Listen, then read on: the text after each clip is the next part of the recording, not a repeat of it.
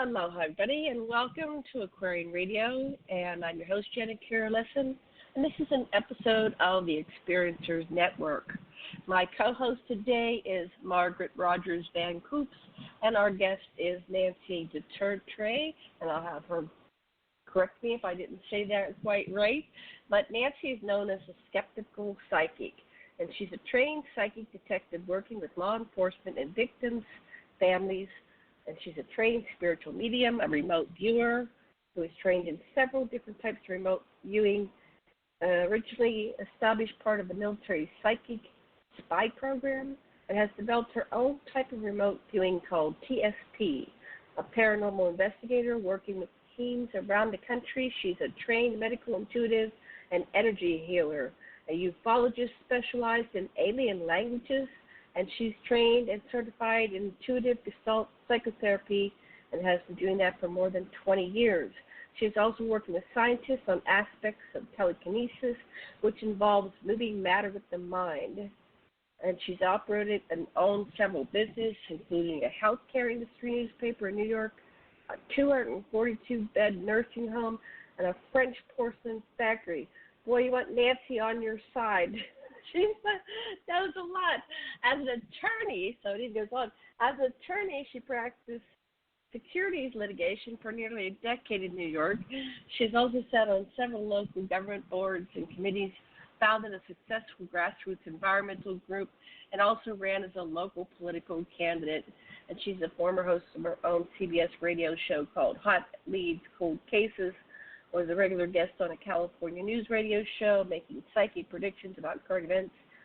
And it goes on and on. She's got a couple websites, skepticalpsychic.com and talkalien.com. And I've got a big page for her on aquarianradio.com with some pictures. I recommend you go over and take a look at it. And we're going to be moving forward. This incredible 2-hour interview is going to go fast. All right, so let me pull on my guest host first. Margaret Rogers Van Coops, are you there? Hi, yes, Margaret. Would you like to tell our listeners a little bit about yourself? Because this is the first time Margaret has agreed to come on as a co-host.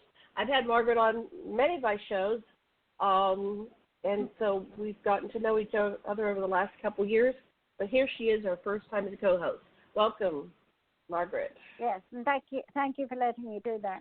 I don't want to say too much, Nancy. I've got a long history like you, and I'm also very psychic and worked with many different organizations and done a lot of things that you've done. So that's my quick version of me.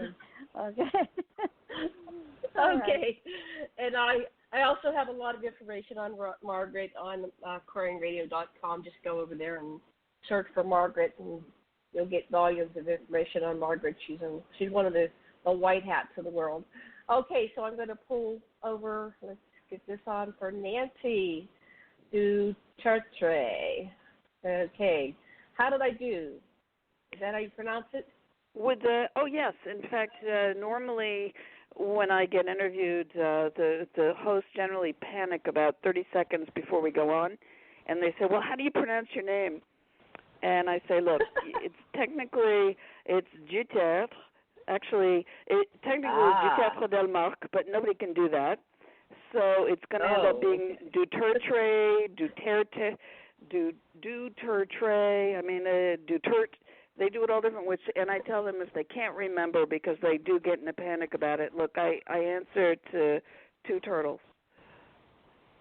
Two turtles. Two turtles. Now, yeah. What does that mean? Do you have a meaning behind that? Yeah, it does. It means from the little hill. Ah. Because a tertre is a hill. And of course that was in France, correct? My husband is French. Yeah, he comes. Yeah, I'd mentioned he comes from the second oldest family in France. They've got a genealogy that goes back to, well, it's more than 1,000 years.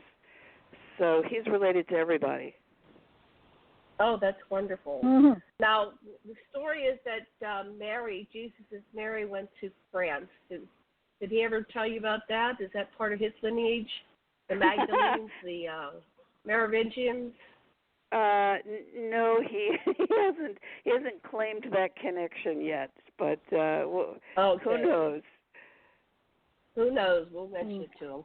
Yeah. But there's a lot. Okay, let's focus on you. Yeah, go ahead. There's a lot of people What did you want to say? Ancestry right now. There's a lot of people into their ancestry right now. So you're doing a good thing there. Yeah. Oh, yeah. Well, what was really interesting was that when he finally got around to doing his DNA, he discovered, to his absolute horror, being more French than like most French people, that he has zero French blood. He has a lot of British blood because there was a branch of his family actually that went over to England, and I think it's the Queen Elizabeth's grandparents. I believe one of them was a Tertre. Oh, okay. So you might be does related he have an explanation? So what's that? I just said he might be related to me. Yeah. Oh, well, yes, absolutely. Yeah, it's ridiculous. I mean, ultimately, everybody is related to everybody. So, Yes. Well, we can do a genealogy show one of these days because it's fascinating. It actually is. And I've watched some YouTubes on how we're, like in a closed environment, like the UK, you're related about 6 times over to each other, all the way to the Queen. Everybody's related. And so I'm from the UK, and your husband is, and I don't know where you're from, Nancy, but so I have Margaret a lot of too. Yep, me too. So we're probably all cousins, but it's usually about fifth, sixth removed cousin. It could be further, but we keep coming back into our families and marrying. So we marry cousins over and over. We don't even know we're marrying cousins. And so, yeah.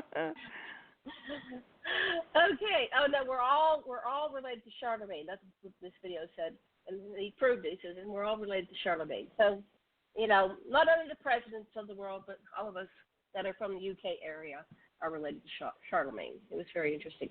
Okay, so let's go and have you tell us, Nancy, about this bio is amazing. First of all, are you like 150 years old? I mean, how did you do all this in one lifetime? I'm very, very, very old. Yes. Yes, 150. Okay. There you go.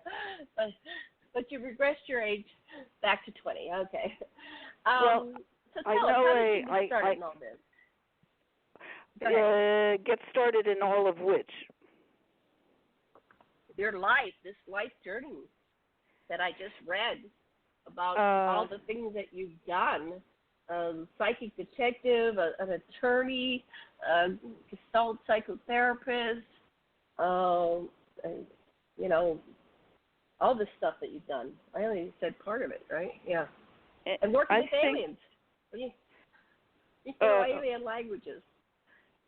Well, yeah, no, that's each one of these is a completely separate discussion, but overall, I would say that I am a person with a lot of curiosity, and it hasn't killed me yet. And my goal in life is to know everything, which you might think is a ridiculous goal, but that's what I want to do. So I believe that I'm, on some level, I'm relatively capable of doing almost anything. And are you doing Gemini?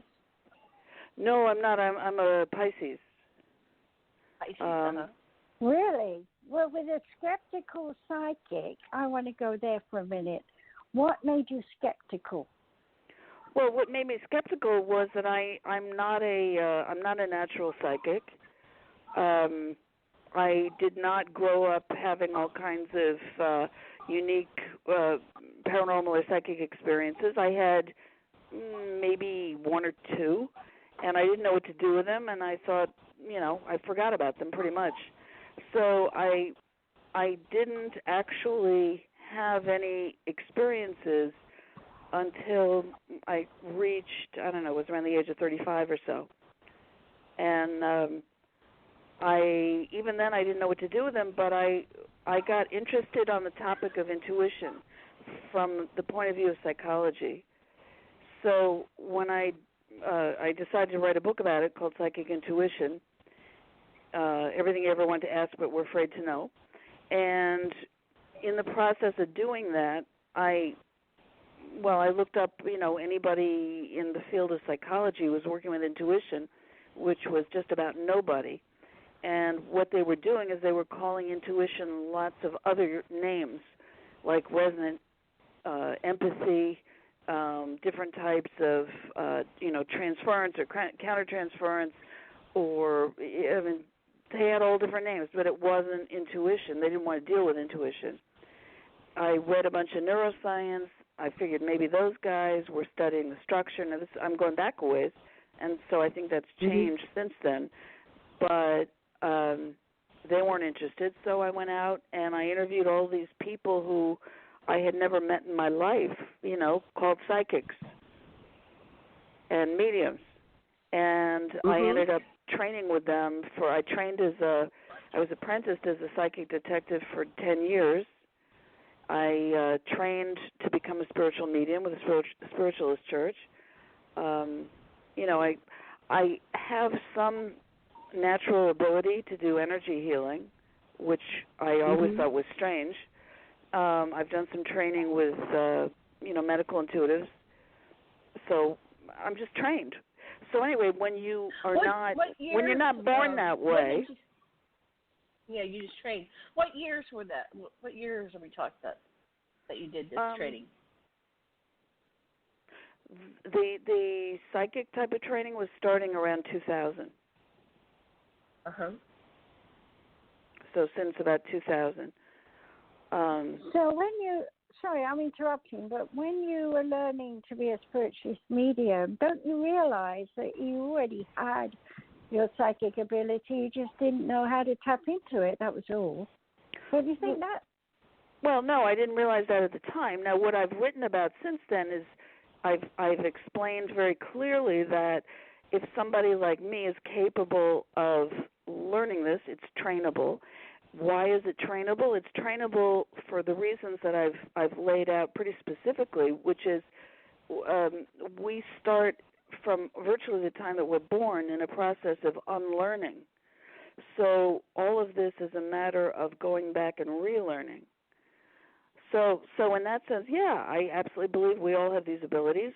Some people are better than others, but if you want to relearn them, if you're coming from a place the way I did, where nobody in my family was psychic, I came from a family of academics, intellectuals, lawyers, insurance people, doctors.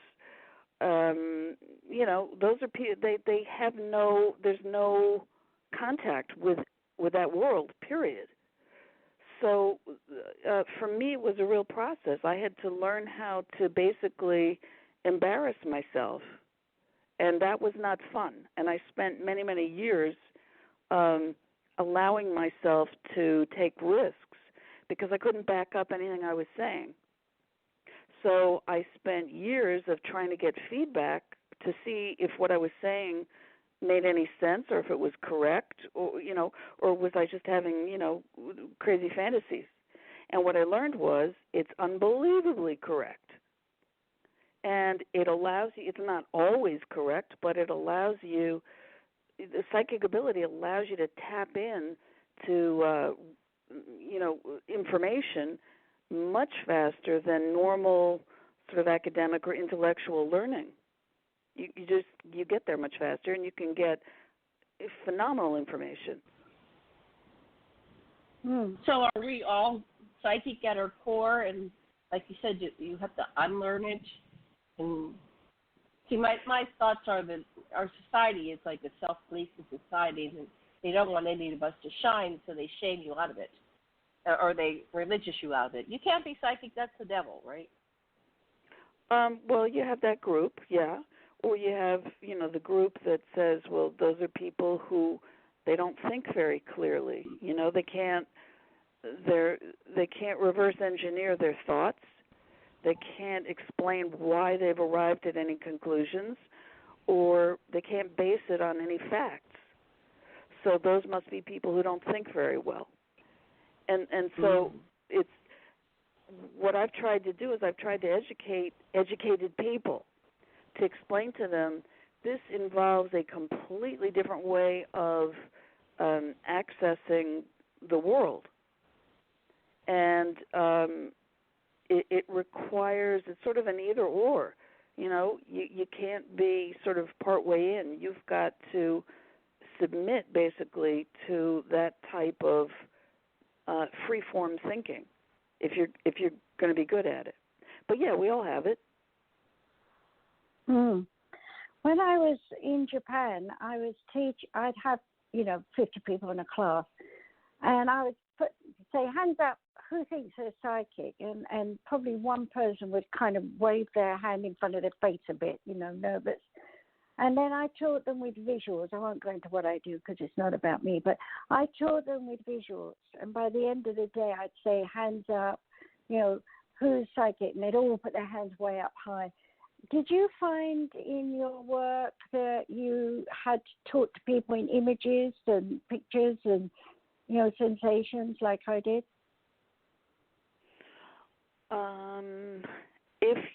Well, let me put it a different way, which is that what I've tried to teach people is that language is, which we all learn starting from when we're very, very little, it's linear and it's sequential and it requires time to finish a sentence from the beginning to the end.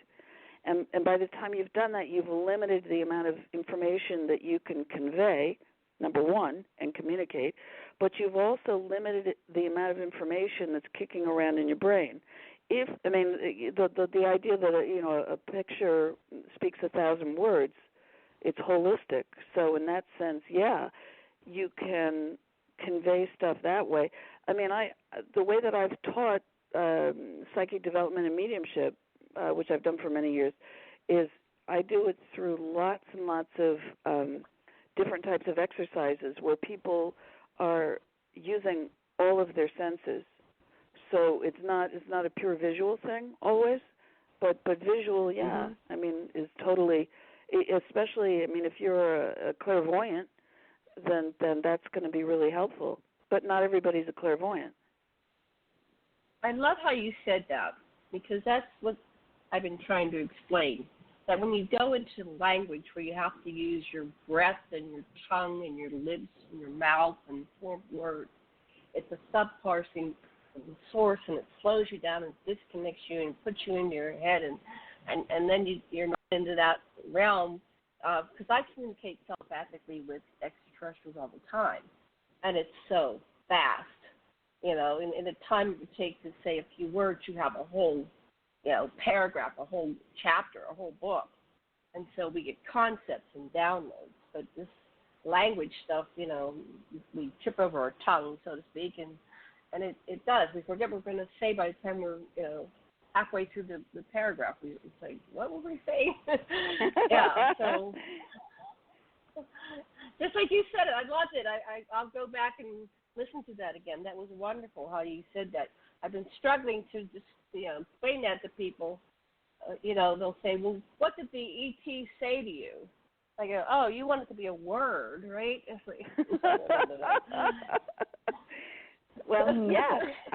If you could put the way that okay, so you got me on a different topic here, but so because of a whole other series of events, all right, the last field that I sort of have stumbled into, I really didn't mean to get there at all, but I had no choice, pretty much. It was ufology. So after a major experience, my daughter and I, we had we came out of a movie theater one night, and there was a massive craft that was boomerang-shaped, that was about 500 to 1,000 feet up in the air above us, or relatively above us, maybe a quarter of a mile away. and it was covered in orange lights. It had a giant white orb that came off of it and started searching for something. And then the whole thing cloaked or dematerialized in 3 phases. And then after that, she and I began to have telephone interruptions for about 1.5 years. And I'm pretty convinced that those interruptions were from some type of alien, extraterrestrial, whatever you want to call them. I tend to call things I'm not very politically correct. I just go for speed. But it got me, I mean, it would be a very electronic-sounding male voice speaking a language I couldn't understand. It would talk to us. We could no longer hear each other. And then when it was done talking, it would hang up both of us, and then we wouldn't be able to call each other back for about 5 or 10 minutes. So that was actually happening on your phone? Yeah, that was happening on the phone. Yeah, and I've also heard it play music that I cannot possibly describe in any human words. I mean, the closest things that I've tried to describe it with, it sounded like if you could imagine a dinosaur screeching, giant iron canal locks closing, and celestial wind chimes and tubular bells. I mean, it was, and that occurred when I was speaking actually to a client of mine who I was about to ask her whether she had ever considered whether this face that she had seen one day on her windshield could have been an alien face. And as I was just about to get those words out of my mouth, this thing cut into our conversation. And, of course, we went through this, we could both hear it. We couldn't hear each other. Then it was done. It hung us up. And because she could not get back in touch with me, she sent me an email, and she said, what the hell was that? And whatever the hell that was not of this earth. And this person who I was doing a reading for was actually, she's a very well-known psychotherapist. So she was not a person who was, prone to that kind of stuff.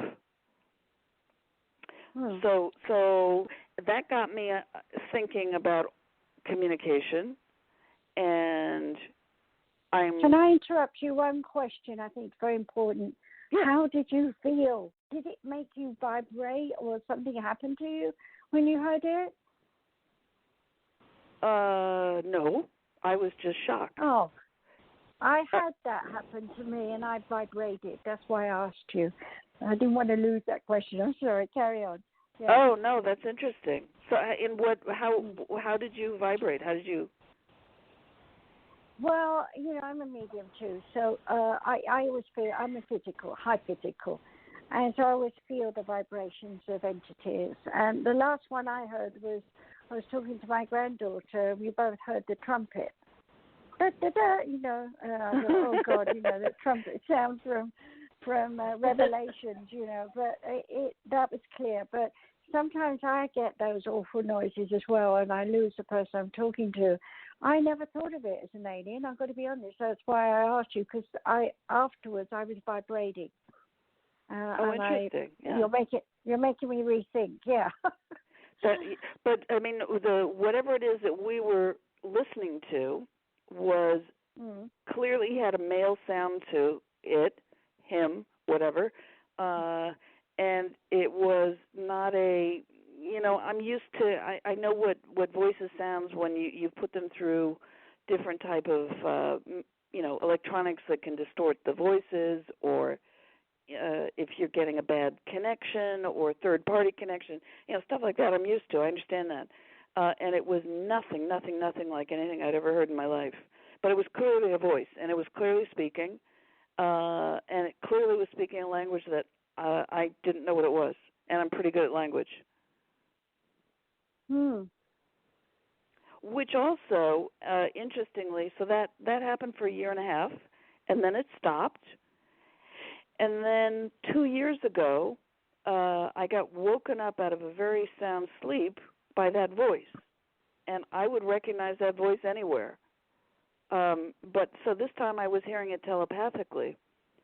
And the next day I think I called my daughter and I mentioned it to her, and she said, "Oh my God, yesterday I called up one of my friends and was trying to leave a message on their machine, and I got interrupted by that voice." And so neither one of us had heard this voice for several years. And then on the same, virtually just about the same day, we both hear it. I heard it telepathically, and she heard it on her telephone. Janet, I wonder if have you missed any time ever in your life? Not that other than okay, other than 10 years with one particular person, no. Well, one particular person, can be a time of contact. Hi, can you hear me? Yes. Hi. Okay. I wondered if,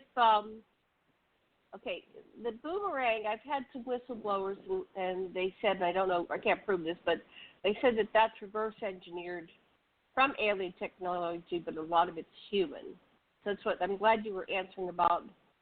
You understand, some of the synthetic voices, although I guess none of us have been exposed to all of it. But have you met extraterrestrials? And I think Margaret's on to something. When I meet an ET, there's a vibratory frequency. It's almost like when I go into their realm, it's like I'm stoned or something. And I don't get stoned, but I have experimented in my youth. And so it's like a DMT activation. Did you experience any kind of energy shift? Did you have a sense that was human or extraterrestrial? What was your sense of it? You're very psychic. I know you know on some levels. That's why I'm putting it that way. First of all, about the boomerang thing. First, this thing was the size of a football field. Right. The large ones are supposed to be reverse engineered extraterrestrial. The one over Phoenix, there's a bunch of those. Those were V-shaped. Those were, as far as I know, from I think it was. You're talking about Lynn Kitai and that whole thing, right? Right, and I haven't shared this with Lynn yet, but I have a whistleblower that claims that he's flown that thing, and that's our galactic craft. The big, large, the smaller ones are the TR-3Bs, and that's called TR-6 or TR-11. They have a name for it, and he's named it, and he's showed me diagrams, and so I think it might be true, but I can't prove anything. I can't prove I'm alive, but I think it might be true. But go ahead. What's your thoughts on it? I don't know. I can't prove anything. So what's your thoughts? I don't know anything. So I start from that point of view. And if you've got, legitimate whistleblowers that are telling you something, and you trust them and you feel that they've sufficiently backed up whatever, they're saying, then, go with that. I don't, but for myself, I don't know. I only know what I experienced myself. Once I had that experience, I realized I've had a whole bunch of other experiences, okay? So, and they didn't involve something that large. They were much less significant, and most of these experiences have also involved my daughter, and in fact, she and I have got something weird going on right now, which you could easily say, well, it's telephone hackers, it's, telemarketers, people who are just fooling around with electronics, but we've had, even as recent as last night, okay, we've had all kinds of very strange things. I'm hearing, I don't even know how to describe them. They're electronic beeps that wake me up. They are doing different patterns of sounds. And I've got that going on. Do you? Yeah, I've had it for the last month. Oh, interesting. Finish what you're saying, because I can tell you why you and your daughter are both picking it up. But you finish what you're saying. Yeah. Oh gosh, I think I've forgotten what I was saying. Have I ever met any alien face-to-face, not to my knowledge, although I'm pretty clear that I know people who have that lineage, let me put it that way. Okay. But I don't claim to know much. I mean, I'll tell you, I have one very good friend of mine, and she is very psychic. She's pretty amazing. And we had a very interesting conversation because this was a couple of years ago in the summer, and I'd been sick for a while. I'd gone out to dinner. I went to sleep early on a Friday night, 9 o'clock at night. I woke up roughly 30 hours later. I woke up on Sunday. Now, I've never done that in my life. Oh, my goodness. And my friend happened to call me on Sunday, and she said, "So, how are you doing?" And I said, "I'm fine, other than the fact that I had been asleep for 30 hours." And she started laughing hysterically. And I said, "Well, what is so damn funny about that?" And she said, well, that what she had done is she had gone up with her husband to they have a fairly remote cabin, that she had I guess what you would call an abduction experience. And I said, and that was on Friday night, and I said, well, do you remember, what they looked like? She said, yeah. I said, were you up there with any other humans? And she said, yeah. I said, was it men and women? Yeah. A group? Yeah. Anyone you recognize? Yeah. Who? She said, well, you. So yeah, I was about to say that. Yeah. Okay. Okay. But I don't remember as far as, and by the way, I'm a really good lucid dreamer. I'm a very, very light sleeper. I wake up at anything. And I vaguely remembered, my dreams from those 30 hours, and there was nothing like that. So what do I know? Well, let me explain something a little bit, might make some sense. First of all, your daughter was in your womb once upon a time, so she has the same DNA coding that you had while you were carrying her hubbies as well. And she's got her own coding in there as well. So any part of you that is attuned spiritually with her, and the aliens are attuned to us spiritually as well. So anytime they connect with you, they're going to connect with her, vice versa, because they watch generations, eons of time of generations. Right. And when they take you out, like to somewhere, they are able to put you into the deep hypnotic state, which is in the deep subconscious.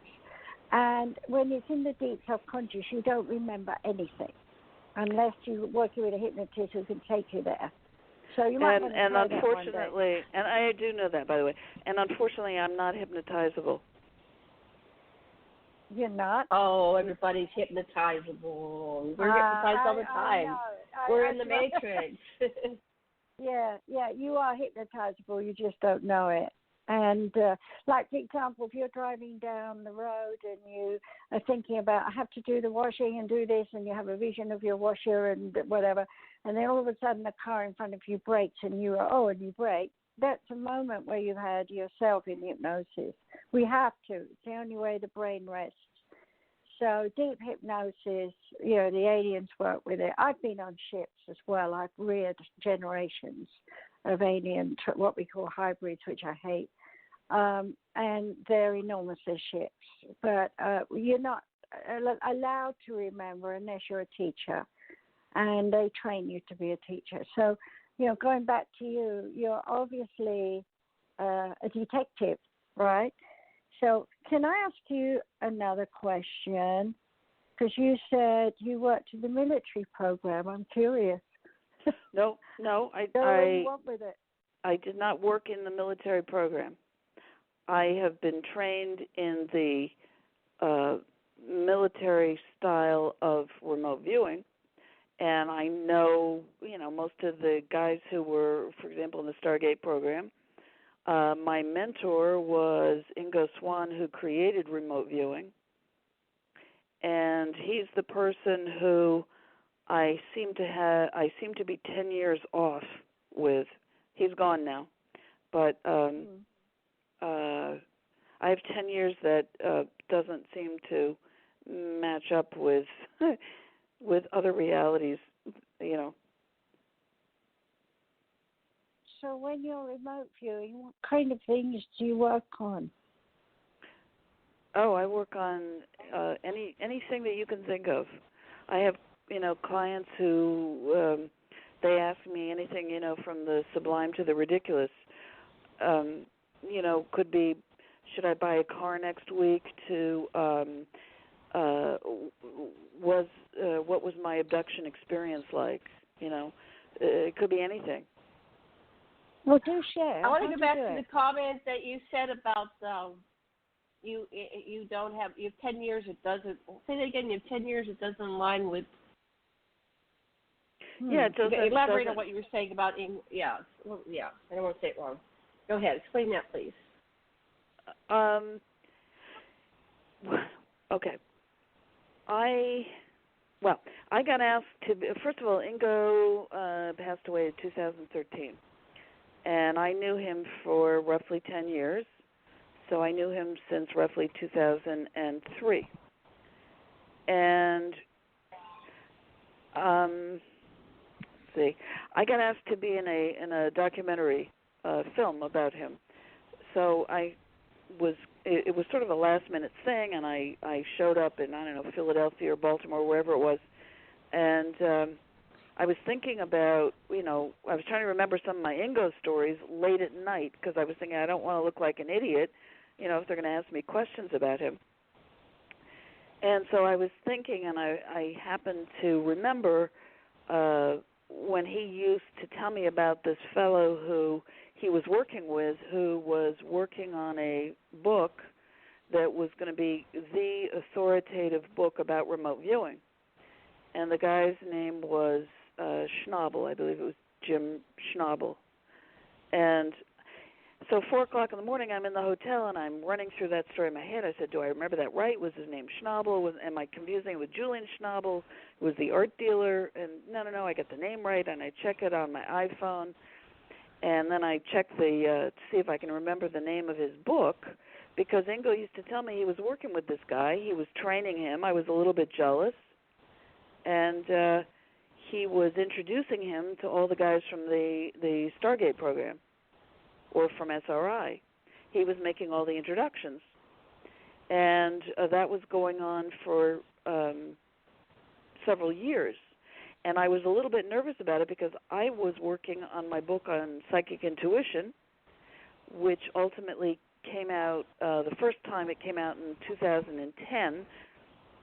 And this guy's book, as far as I recalled, from the time of hanging around with Ingo, was 2007.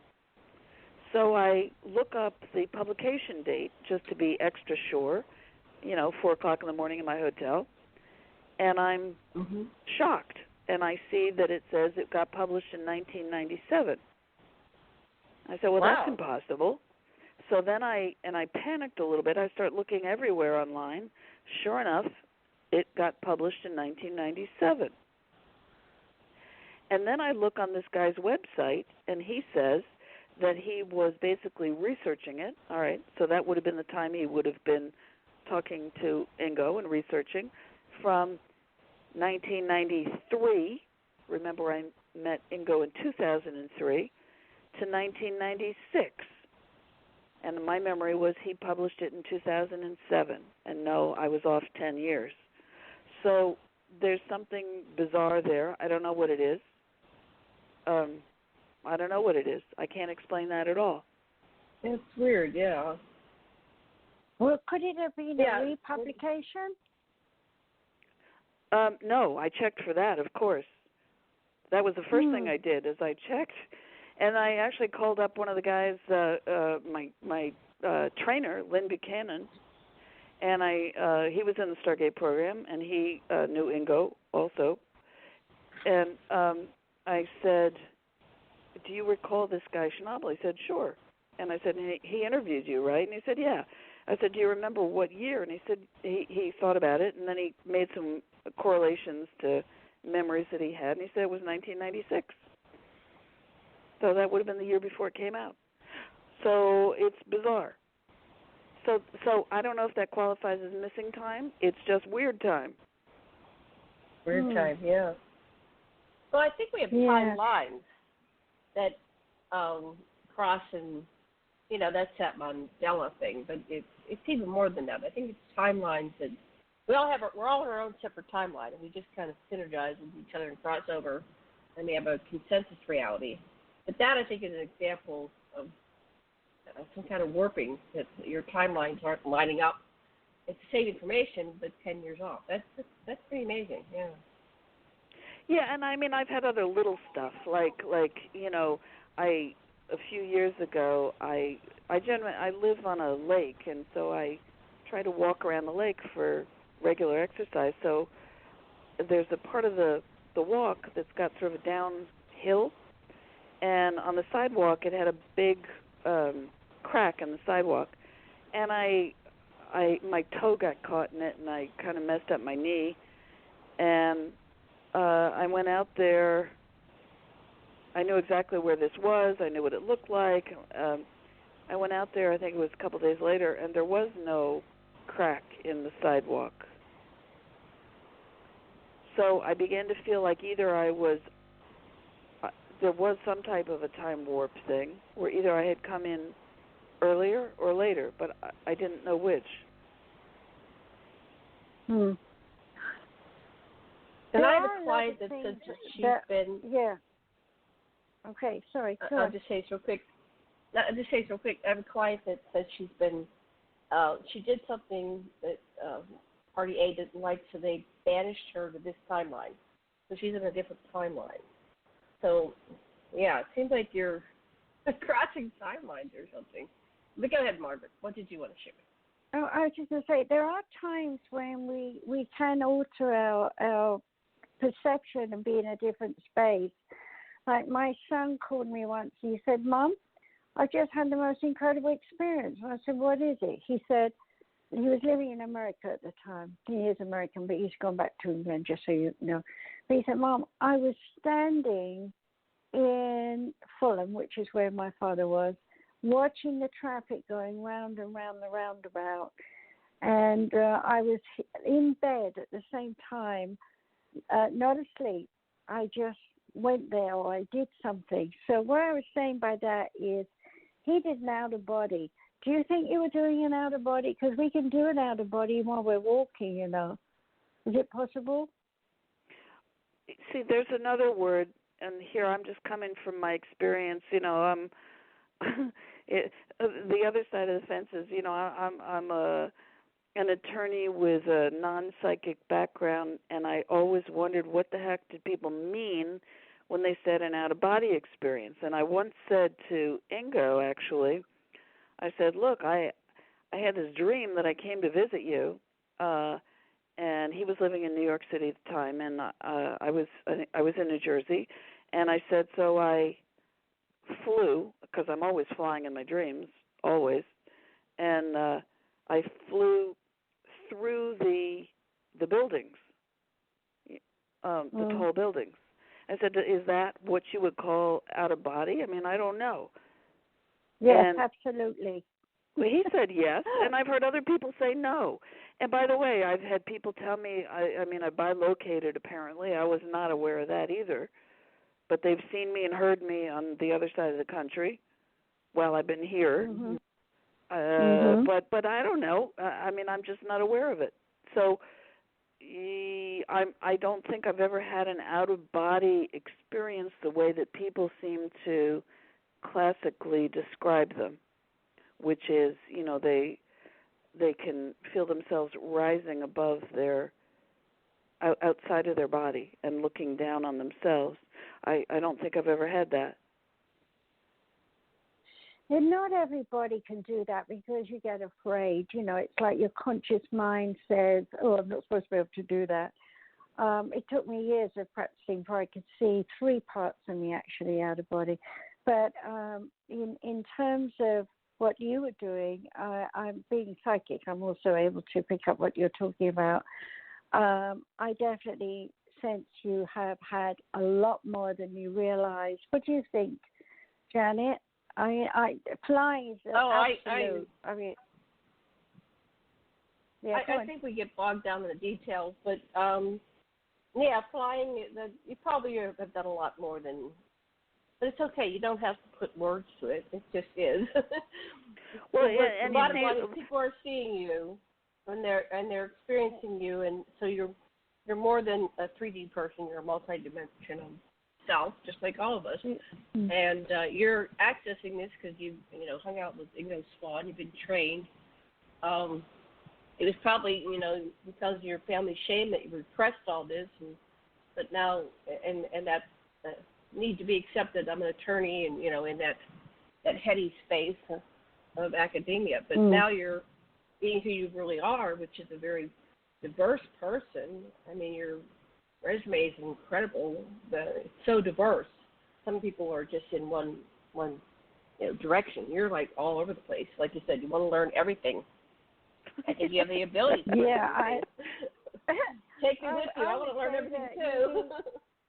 Yeah, I would say that you need to pull all this together because you've got, from what you've given us a list of, for me, your intuitive, your paranormal, your alien languages. I wrote it all down because I didn't want to miss any in the telekinesis. I'm interested in that in a minute, but it's all very much the psychic senses, and I think if someone just taught you a little bit more about being, accepting it, you'll find it'll all come together when you're ready. Oh, I think a lot of it has come together. For me, it's really not too much a matter of accepting it anymore. I've really pushed myself for many, many years, and at a certain point, I decided you actually would have to be stupid if you didn't accept it, because it's so obvious, and it's you can get so much feedback, and it's repetitive to a degree. So I think I don't have a problem accepting. I think I just have a problem trying to identify and make sure that when we all speak language, that we all are really talking about the same thing. Mhm. So I agree on that one.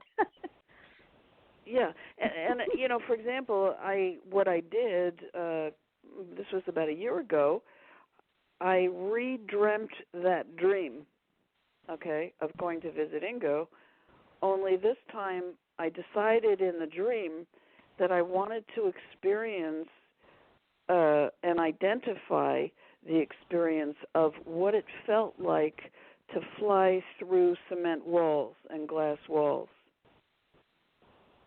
So I did, and I felt myself dematerialize, and I felt temperature changes, and it was really interesting. In other words, what I was doing is I was running a scientific experiment in a lucid dream.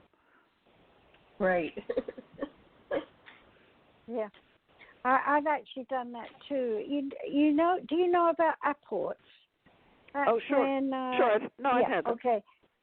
Well, I was actually in a circle in England back in the days when, and they were sitting for ages in the dark waiting and nothing happened, and they invited me and everything happened that night, including this apport. But what I was actually looking at was the wall became like fluid, like waves. Yes. And then there was this interchange of energy, of sparkles, like lots of little bits of lights that exploded outward. And then this rock passed through, and that had another look of sort of energy color and shapes. And then we heard the plop on the floor, and the floor and the wall became normal again. And when, of course, we finished the whole session, there was a rock on the floor, and the other people didn't see what I saw. because they didn't have that skill, I guess, to see it. But they all heard the bang and the flop on the floor, And, right.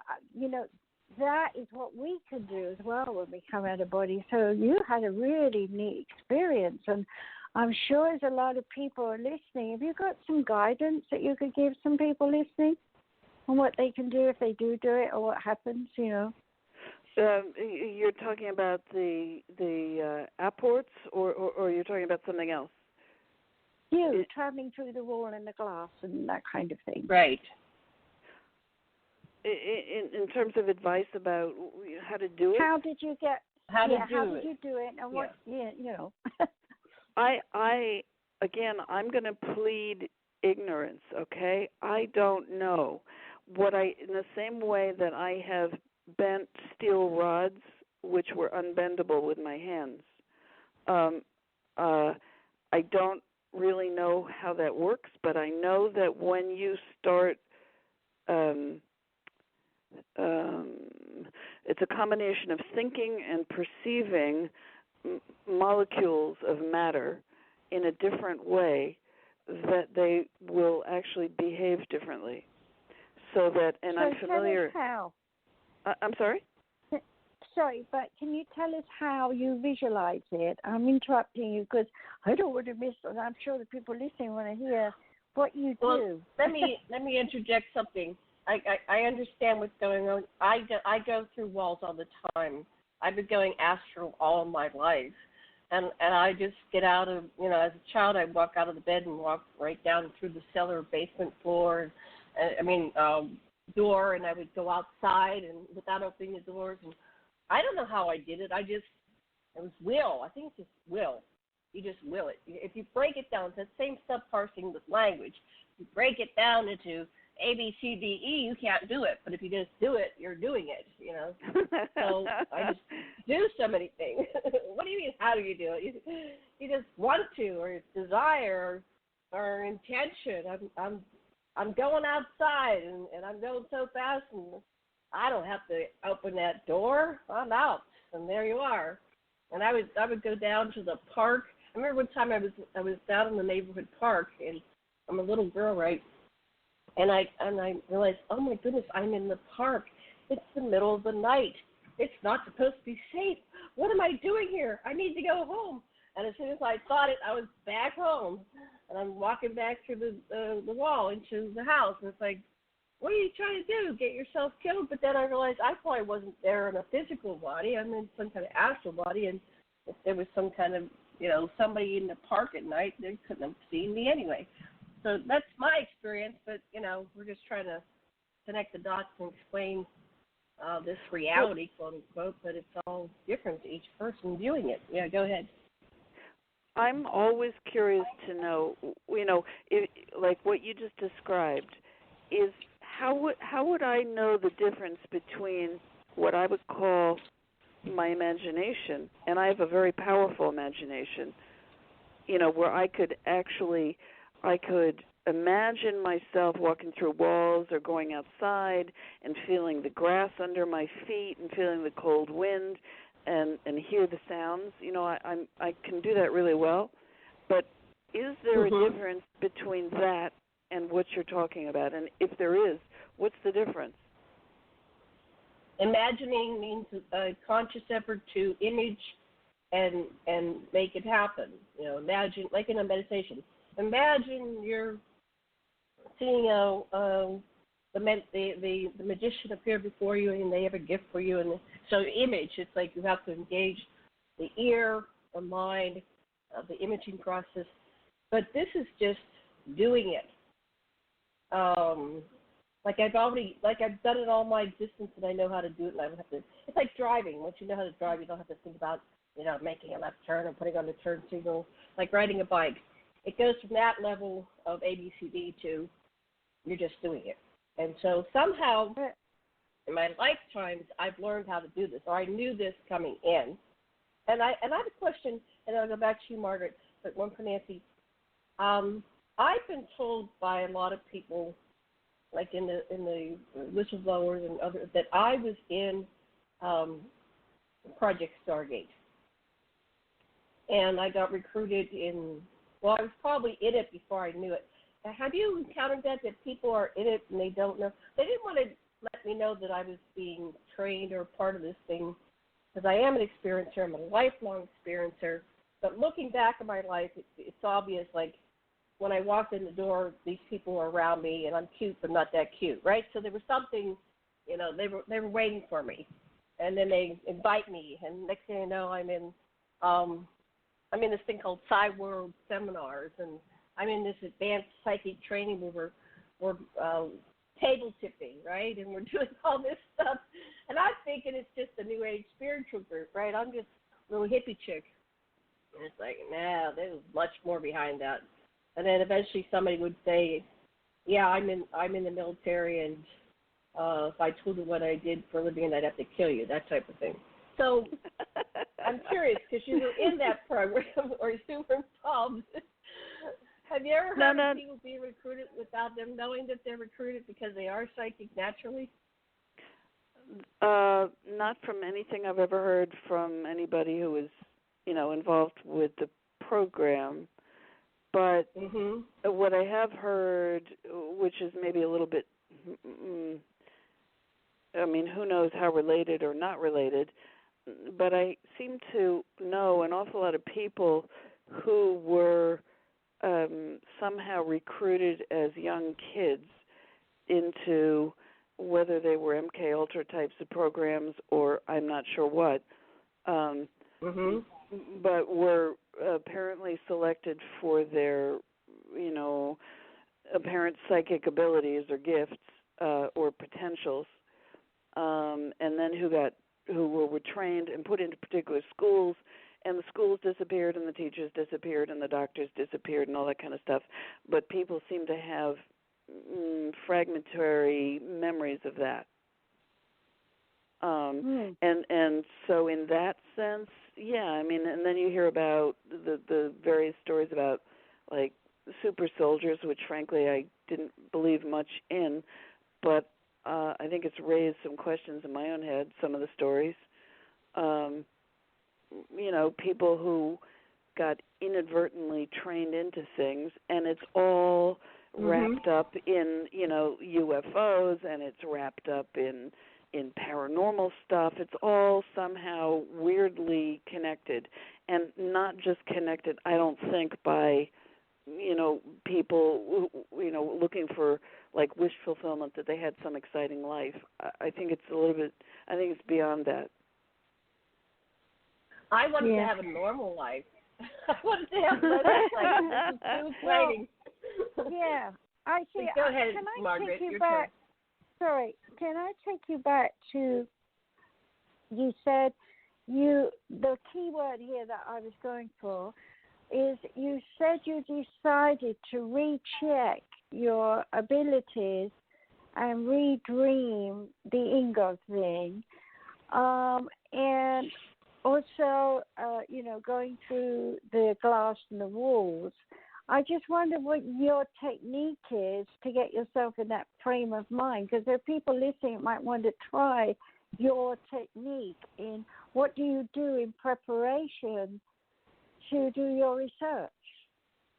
I was in the middle of a dream, so I don't know that I was really scientifically equipped to to decide, how I was going to put together that experiment. I just found myself in that dream, and I said, I'm back here again, and there's some missing information that I always wanted to know, and so I'm going to do this again because I know I can, and but this time I want to feel it. So I allowed myself to have just a feeling body experience as I intentionally decided to go through the cement walls and the glass walls, which I already knew I could do. So this was all in one dream, was it? The same dream? Well, it was two separate dreams. The first time I had dreamt it many years earlier, and then, but I hadn't really thought about it and didn't think that I could spend the time to actually examine it. And the second time around, I decided in my dream I was going to remember what it felt like to, not quite, it's not quite dematerializing. It's like breaking yourself or experiencing yourself as like a whole bunch of molecules with a whole bunch of space. And as you transfer yourself through other types of matter which look solid, but we all know that they're not, that you experience on the molecular level, what does it feel like as each molecule does that sort of transfer through? And what did you feel? I felt cold. Yeah, that's what I felt when I did. Yeah. And it was I felt dizzy and disoriented as I sort of was experiencing myself kind of not necessarily break up, but you could sort of interpret it that way. But I knew I wasn't breaking up. I was simply I had a new perspective on the solidity of myself. And I think that's the best way to put it. And I use that, by the way, for doing psychokinesis or telekinesis when I'm bending metals or moving things with my mind. I've reoriented my thinking so that I'm perceiving myself and everything else in the world around me as being just molecules, which are just sharing. I mean, that's what people always talk about, we're all interconnected. Well, yeah, we really are. But we don't often allow ourselves to perceive that, because we're looking at it from it's all about perception. Right. I had a past life recollection that I was there when Sodom and Gomorrah hit, which was the nuclear holocaust, and we had to run from the ill wind, the cloud that was coming, and so I was in Egypt, and I ran under the Sphinx, the right-hand paw of the Sphinx. There's a portal, and as I went down, and I was with a few people, and as I went down into that, I hit a barrier where I was dissolved into my molecular self instantaneously, and so was everybody else. And then the person that was taking us down to the halls of the Medi said, "Don't panic. You know how to do this. Just your mind is what's holding all the molecules of your body together in the first place. Just do it, and you know how to do this." And so, I reconstituted my body back to the one I was wearing at that time in a past life. And it was so profound. It was like, whoa, is that how it works? But you're describing it, going to the wall, and I'm flashing back to that, saying maybe that's all that holds us together, is that we think it's solid. We think we're solid, and we can just do it, because that's not really what it is. This is all an illusion. We're in this giant matrix, and we're the one that's creating it and holding it together. Something like that. Yeah. Yes. Go ahead. Sorry, I was just going to say that for me, when I'm out of body, my spirit body touches something of the spirit essence. Let's just put it that way. That to me is as solid when I'm in the spirit form. Whatever I'm touching is of the same molecular structure as when I'm in my physical body. And then when I was with the aliens, there's another dynamic where your brain is more sensory to your anatomical body's responses in a different style. And because I've had so many out-of-body experiences, and I wrote those in my book, My Journey into the Oneness. But the bottom line is that wherever I've been, whatever dynamic I'm in, my molecules, let's put it that way, align with wherever I am. So I still have that sense of solidness, whichever dynamic I'm in. There's a part of me that knows that. Do you have that sensation? I know exactly what you're talking about, but when I have thought about how I move and how I well, let's say, especially if I'm doing remote viewing or that kind of thing, I have not reconstituted a perception of myself that way. In fact, I'm not sure what I am. It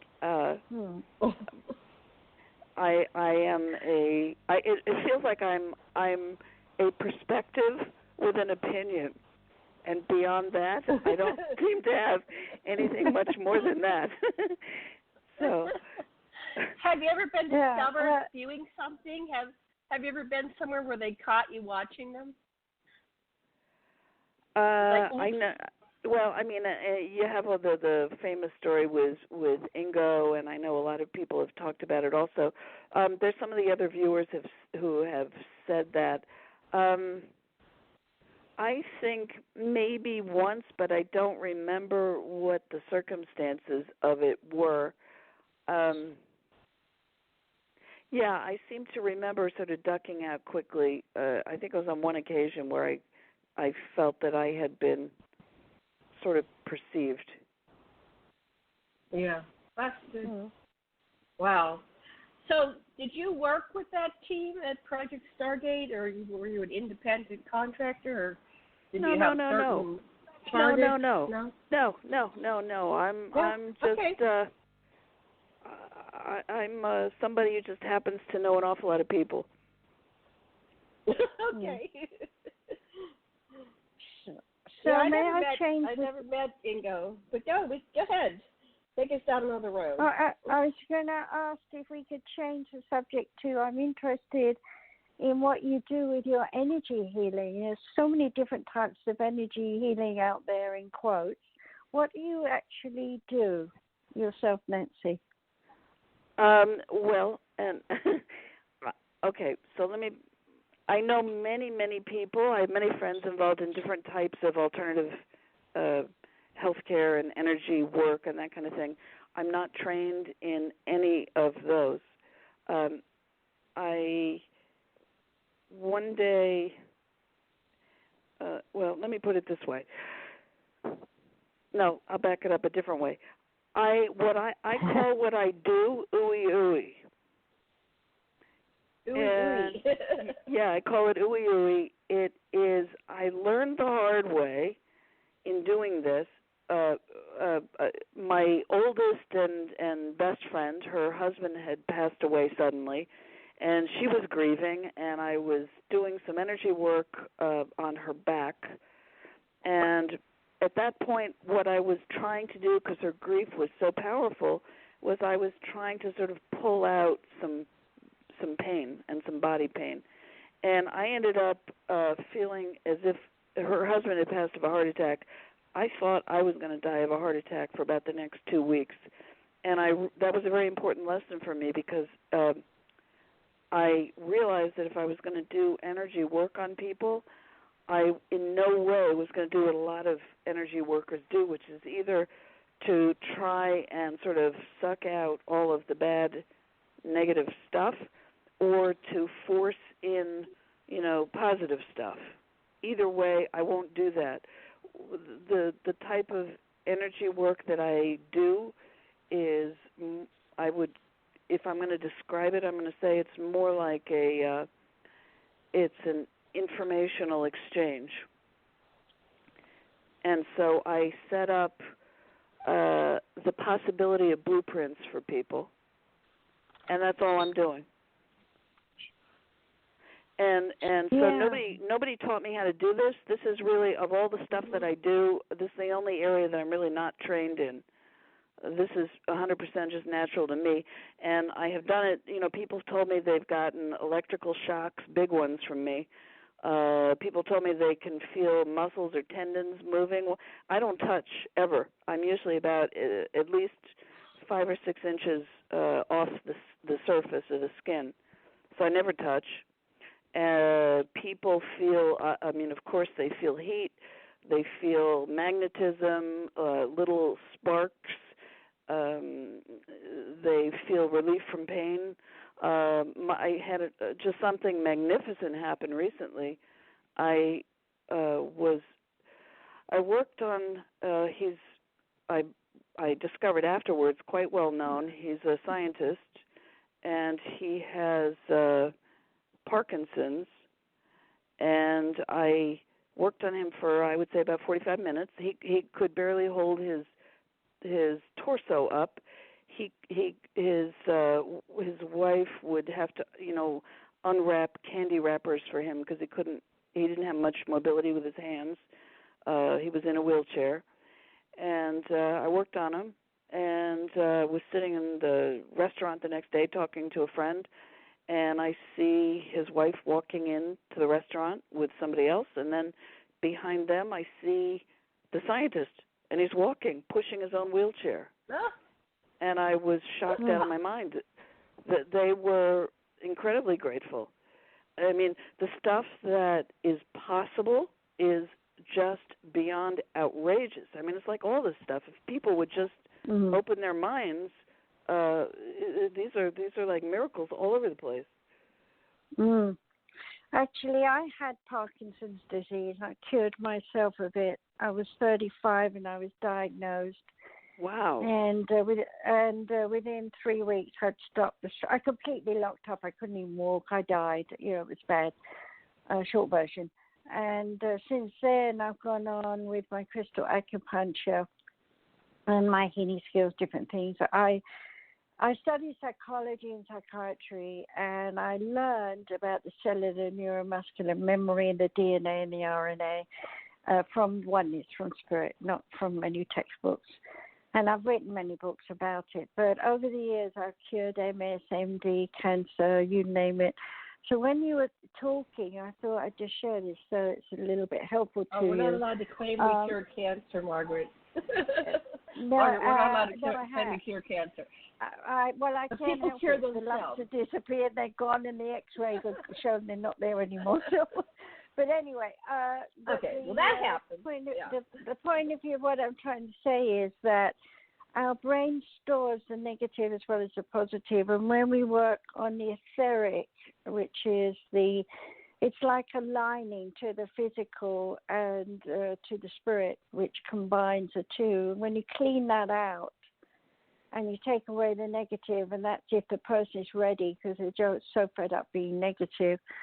When you clear it out, then the miracle happens, because there's no more cellular neuromuscular memory of destruction. And so immediately you start getting a healing, which is amazing. And so I totally agree with you. What you're doing. Yeah.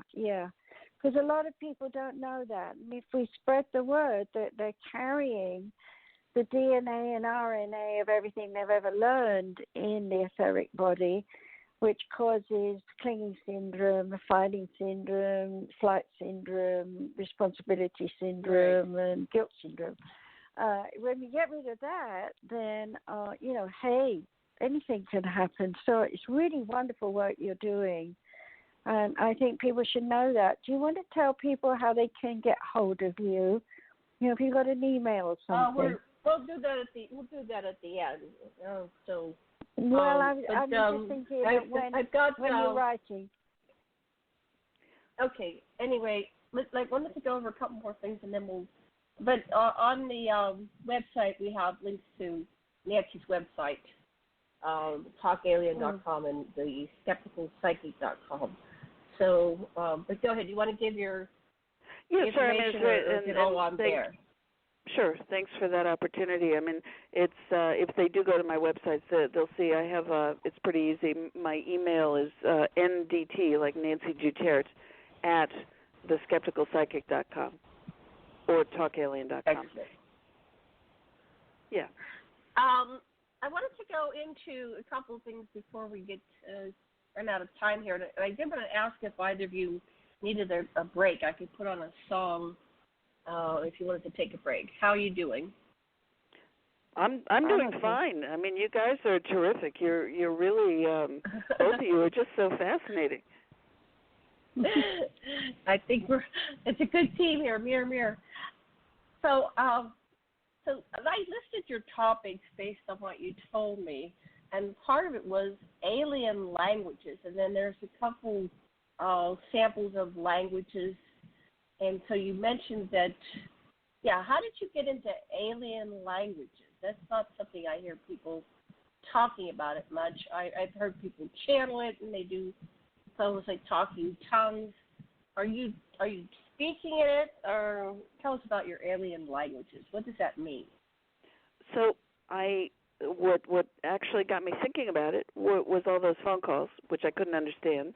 And I am fluent in French. I speak some German and I speak some Thai. And I can understand other languages because of those connections. So and that's, I also majored in languages. For example, I was studying Hegel, the philosopher. I was studying his work in German at the Sorbonne in France. So I was doing double or triple translations on stuff. So I like language, and I pay attention to it. So I wanted to understand. I wanted to know. And of course, everybody says, well, yeah, they all communicate telepathically.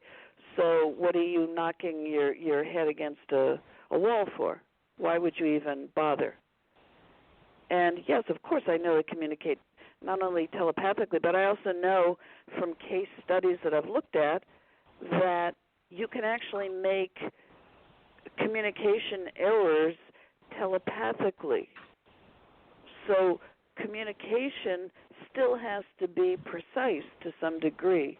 And yes, you can get downloads, you can do images, you can get, a ton of information that's going to be beyond sequential language. I understand that. But I was fascinated by the fact that people would say, oh, yes, I'm speaking an alien language, or I'm writing one. And I wanted to know, there are a lot of things you can learn from language. You can learn how many different species of, let's say, aliens that you're potentially dealing with, or who you're dealing with, or sometimes if you can establish a Rosetta Stone, to translate some of the concepts or the sounds or the words, whatever system they're using, you can start to create a dialogue that's not just a one-way dialogue, which seems like it is a lot of the time. So okay. So you're getting. Let me ask Margaret, and then I'll pass it to you. Let me do a turn. Because when I communicate with them, and I've been to very large council meetings, and they have these universal translators that are not even like something you see. It's just something that happens. So I've been in a council meeting with 100,000 individuals, and I've asked, I'll say, how many people are here? And they'll say 100,000. How many different species? Well, there's only one representative from each species. We're only showing you 100,000 that are within this range that is acceptable for you because we don't want you to get freaked out. We're not going to show you the ones that you will think are, monstrous looking or might give you a heart attack. So we're only going within a range. So there's the bipedal humanoids, and they tend to have 2 feet and 2 eyes and that type of thing. So of course there's a language problem, right? Because you have 100,000 species, but they have this universal translator, so you instantly know what each other is saying. But you're saying that you're dealing with languages because of that beaming you got. That was a language that you were receiving, and it was interesting. You called it music, but then you described it, and I would think that was music, but you labeled it music.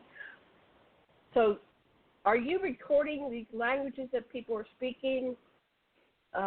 Like I've gone to conferences and I've heard people in these little spiritual groups. They go, I speak the alien language, and then they'll start talking about it and start speaking it, right?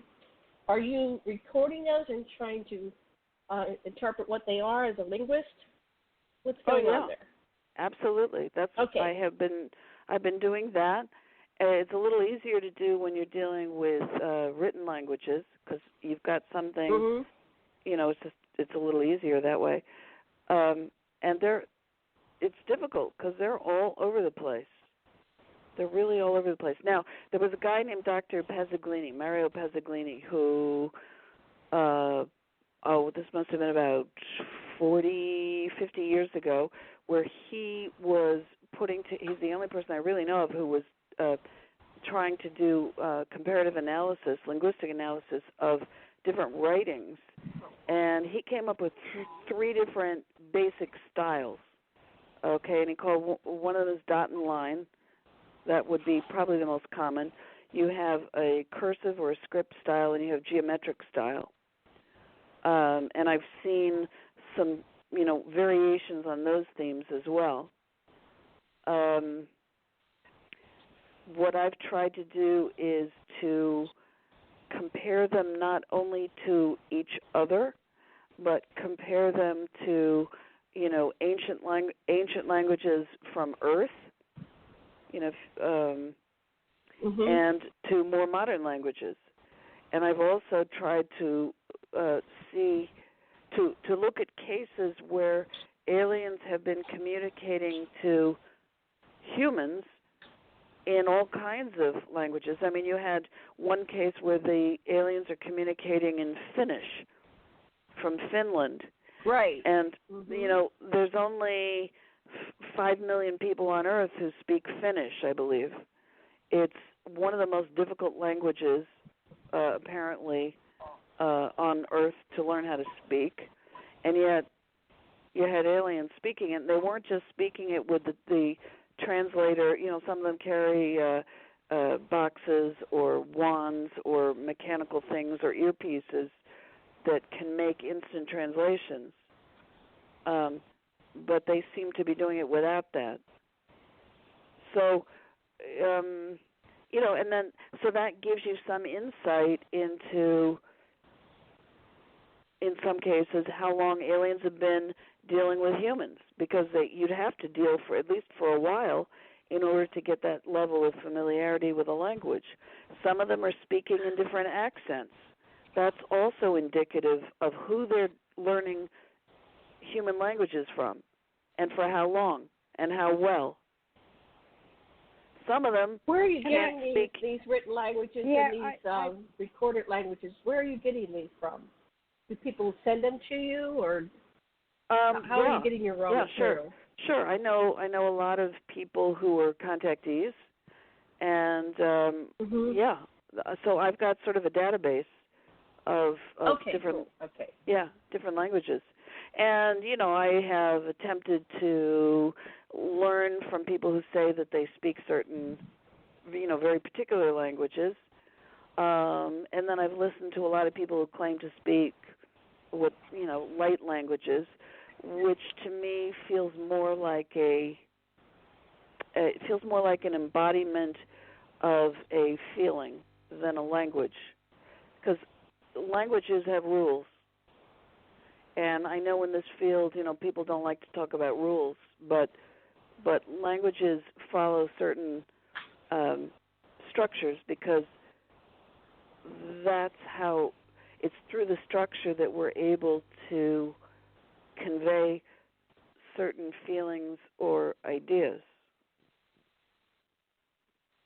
Can I interject here? Because I was going to say right at the beginning, when you're translating or writing, do you physically write it, or do you just hear it and know and translate it? That was my first question. And then my second point I wanted to point out with my own experience is that we've all incarnated in many different, let's just stay here for a while on this planet. And so we've all incarnated in every country possible you can think of, native like groups and tribes and whatever. So we all have within our spiritual consciousness every language that's ever been created on this planet.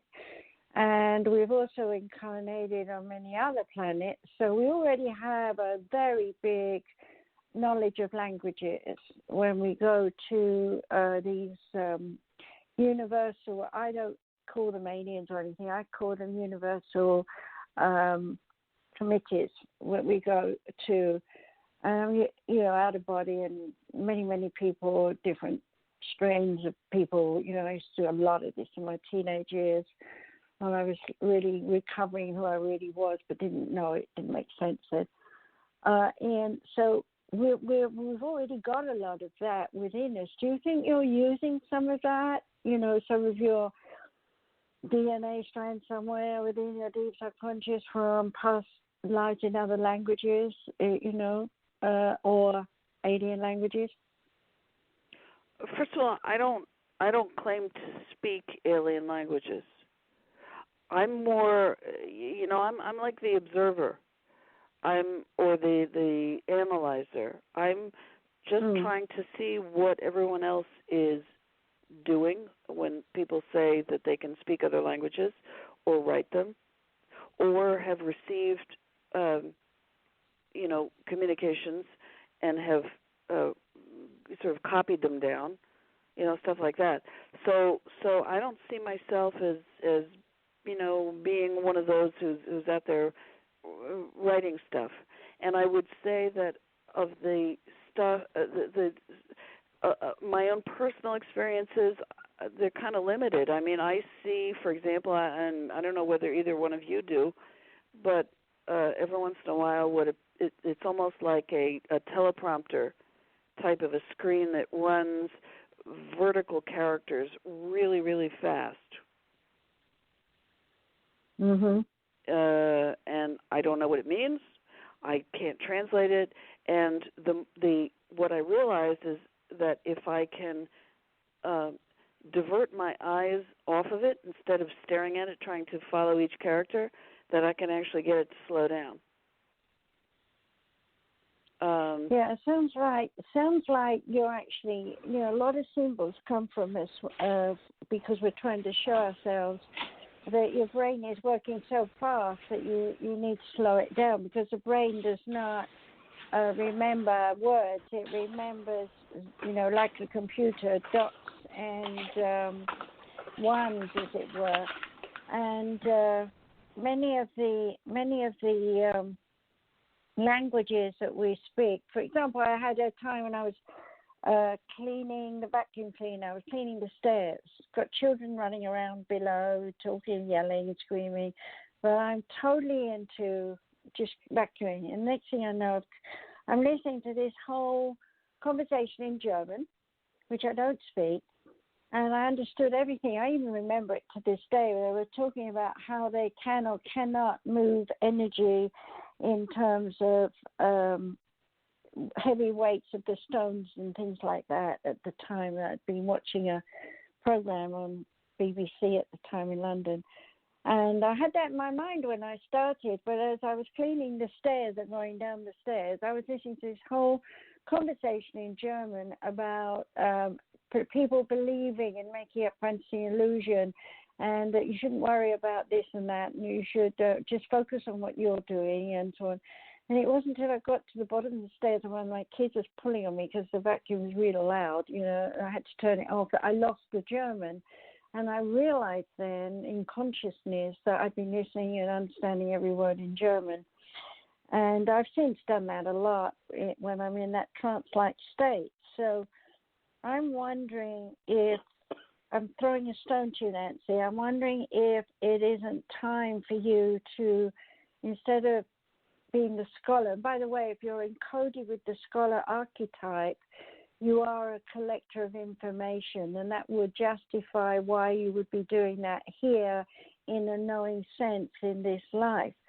But in order to really pull your pieces together, it looks like you've done your research on psychic things and all that. I'm suggesting you might want to pull it all together in you as you, rather than what's going on outside of me, and let yourself find deeper answers, because I'm sensing spirit guides around you, like elderly, wise spirit ones waiting for you to say, and tell me who I am.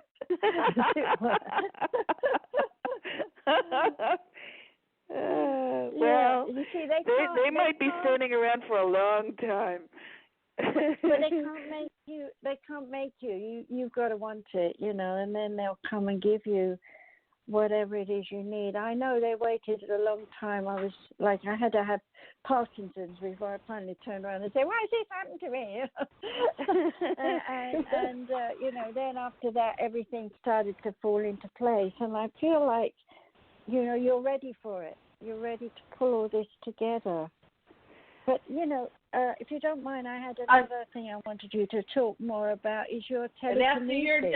And after you're done, I have a question too. So, yeah, sure. You want to go back and forth with questions? She got cut off with a telekinesis. She was talking about the steel rods and bending them, and I wanted to know. I had a question.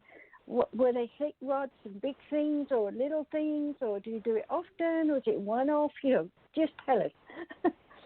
What I do, I just learned how to do this recently. Well, I'll tell you a funny story. Okay, when I first learned how to do this, there was a fellow who was teaching this, spoon bending, basically, with a small group of people. I think it was in upstate New York. And I thought, well, let me go try that. That sounds intriguing. And I know that I cannot do that. So I went there, and he gave us each, I think it was 7 or 8 forks. And he said, okay, take one of your forks and put it away. Put it in your pocketbook or your pocket someplace, just away. And then he gave us sort of different exercises that we could use to sort of meditate and to try and get into the mental space where we would be able to bend these forks. And if you tried to bend them, with physical force, you really couldn't. I mean, they have a little bit of give to them, but nothing. And you weren't supposed to be using a lot of physical force, just a little bit of give it a little push, but nothing. You're not supposed to actively try to bend the things. Anyway, so he did this, and the first exercise he gave, one woman said, "Oh, I did it," and her fork was bent, and I thought, wow, that's impressive. See, he does the second exercise, and maybe a couple more people, I did it, my fork got bent. He goes down to like the 7th or 8th exercise, and it's only me and one old guy who have not been able to bend anything. And he does the last exercise, and the old guy finally bends his fork, and I am completely humiliated because I'm supposed to be psychic. And, you would think that there would be a connection there somehow, and yet I have completely and very publicly failed to do this at all. And I was kind of annoyed, and I was embarrassed, and he said, okay, well, it's all right. So everybody just take that fork out from wherever you put it. And I was discouraged, and I pulled mine out of my pocketbook, and it melted in my hand. And I had lined up all of my forks on the arm of the chair where they were all standing very straight, and every single one of them, I touched them and bent them, 1 second after another. I just bent them all in a row. So I learned at a certain point you've got to use intention, and then you've got to release. So it's this weird, it's a very interesting mental state you have to be in. The steel rods that I have bent, they were, it was done publicly where, it was actually a physicist in a remote viewing group who he was throwing a spoon bending party, and he threw a bunch of cutlery on the coffee table for everybody to take, and I thought, well, I've bent so many spoons and forks and things, that doesn't interest me, and I know for sure that I cannot bend this steel rod that he says he went to Home Depot and purchased and is already predetermined. They use it for concrete reinforcement, and he'd already predetermined that it was completely unbendable, and so I picked it up, held it, and I had it for about 10 minutes, and the thing melted, which was extraordinary. It's exhilarating. Can I just tell you something? Yeah. About bending the forks. I don't know about bending a piece of metal that big, but I was in England and healing all this bit over the years, well known, and I was about to move to America with my husband. And so we were under a lot of pressure, packing this and that and sending home and stuff. And my kids, we were out in a restaurant, help you one of these go along with the tray and pick what you want kind of thing. And my kids were playing up terribly that day, and I was furious. And we got to where all the knives and forks are, and I just picked up, and there were 6 of us all together, I picked up 6 of knife, fork, spoon, whatever. And my kids were going on and on, and I was like, behave yourself, we're in public, kind of thing. And went up to the table and just threw the knives and forks on the table, and not one was straight. Oh, wow. and that was when I You were learned pissed. that, I was really, really, and that was when I learned about, that was how they taught me, Spirit guys, that negative energy is that violent and that aggressive in the aura. And so when you're standing next to someone who's angry and your auras are mixing, you go home with a bunch of their negativity and you don't even know it. And then all your family goes, what's wrong with you? And you say, nothing. So, but bending, I've tried bending something more solid than that, and I can't. It's like I don't have that kind of strong energy. So you must have dancing. You must have very, very strong energy. Is it a frustration, negative energy, or a positive light energy? It was totally positive. What do you think? And people had asked me, and I was actually laughing, and I didn't care about anything, and I had already surrendered because I knew, and I'm putting that word in quotation marks, that I could not bend this. So I wasn't trying. It was Do you think very. your spirit guides were there? I have no idea. Yeah, I don't know. Makes I have me a want question. to try. When we're done with this. We'll all sit around at the next conference and we'll bring our forks and spoons and see what we can bend.